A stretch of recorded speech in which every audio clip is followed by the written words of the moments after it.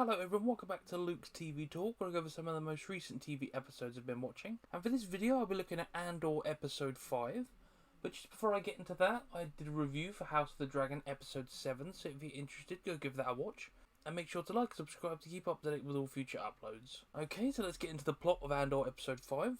Khan spends the episode at his mother's apartment, being chewed out for having no plans, and his mother setting him up for his next job. So basically Khan's in a kind of limbo at this moment where he doesn't know what he's going to do. He wants to go after Andor, but he has literally no way because he's basically been fired from any official capacity for crime fighting in his thoughts. Arvel goes through Cassian's stuff, which he doesn't like, but he says it was just a precaution. Arvel is covered in tattoos from what seem like labour camps. And when he talks to Cassian seems to know where they're from, so it kind of gives us an idea of what Cassian's been through as well, where he understands where those tattoos are from and what some people have been through because of the Empire. Mon Mothma is having a rocky relationship between herself, her husband, and her daughter. So basically she's got her Senate stuff, she's got her rebel stuff, and now she's also got her family to deal with, so she's having to balance all of this, and her daughter just isn't willing to work with her, it seems, and her husband is just off in another world, just trying to enjoy his life, and she doesn't understand how he can just be so relaxed about everything. Cassian gets closer and gets a better understanding of his teammates, but also how unprepared they still are. So they go over some of the plan, and they talk about how they're going to get out, and Cassian's like, do you not know? And he's like, what?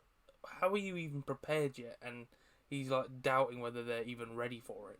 The Imperials are setting up a base on Ferrix, so Ferrix, where Cassian was originally staying with his adopted mum, is getting a bit more controlled by the Empire, it seems. Cassian and the rebels are preparing to impersonate Imperial officers by practicing marching and formation drills.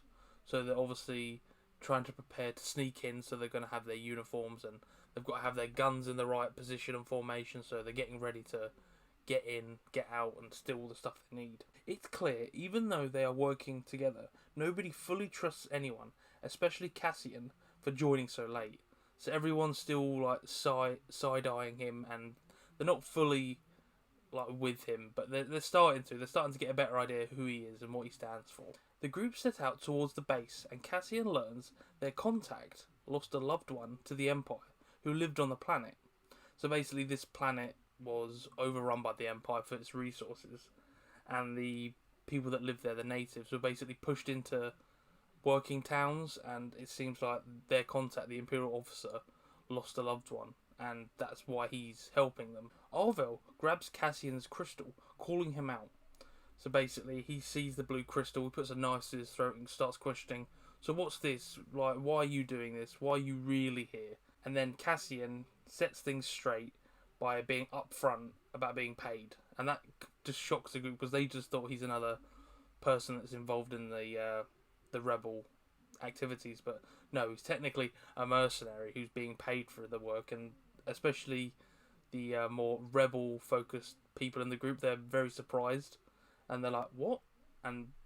But it kind of gives them a bit more trust because they understand why Cassian's here, because before he wasn't fully saying why he was doing this, but now they've got a better understanding of his full motive, so they might trust him a bit more, even though he is being paid. Khan is still obsessed with Andor and catching him. He's still got the picture hologram, and he's still obsessed with trying to find him, because Andor's basically the reason he got fired, and he's obviously going to want to set that right. The group split up and camp near the base for the next day. So basically they're in positions, they're getting ready, because the next day it's all going to kick off. And then Luthen is worried about the plan, but is prepared, so he's been trying to check on the radio, but nothing's coming through. But he knows he needs to wait and see what happens. This is a very low-key episode. We're still getting prepared for the big attack on the base. Cassian is trying to integrate, but they are still untrusting. So he's trying to get to know them. He's trying to get to know the plan and what their motives are.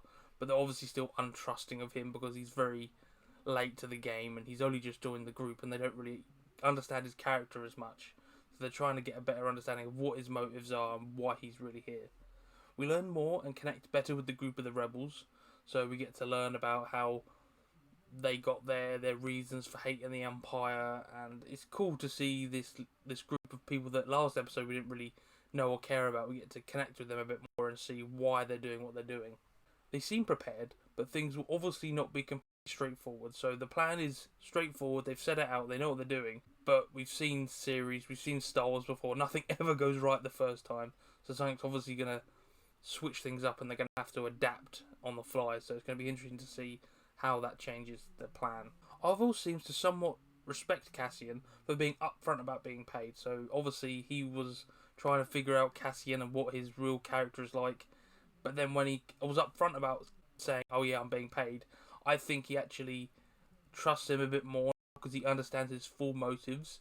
Whereas before he was kind of like, "What's he really doing?" But now that he fully understands him, I think he trusts him a bit more. I'm not so sure about splitting the group up because obviously there's not that many. There's like 5 or 6 of them, and I think splitting them up is obviously gonna come into play and affect how they escape in the end. So it's gonna be an issue, I think. We didn't get much of Luthen, which was kind of a bummer because he's obviously an awesome character. Skarsgård does a really good job showing his camouflaging of, oh, he's this person on Coruscant, does all the antique dealings, but he's also this rebel leader. So hopefully we get more of him next episode. And then there was no reason to see Khan. There was a nothing story. It was basically him and his mum saying, "I'm going to get you a new job," and it was kind of just like, why showing me this character? Show me the character when he's in his new position, not when he's sitting at home eating cereal. I don't know why they needed to show that, but whatever. But yeah, that's my thoughts on this episode. I thought it was a good continuing setting up of how this little rebel group is going to take this base and take all the money, and then they're going to run off with it all. It's going to be such a good heist episode, hopefully. Yeah, that's my thoughts on this episode. If you enjoyed this, make sure to like and subscribe to keep up to date with all future uploads. And until next time, I'll see you later.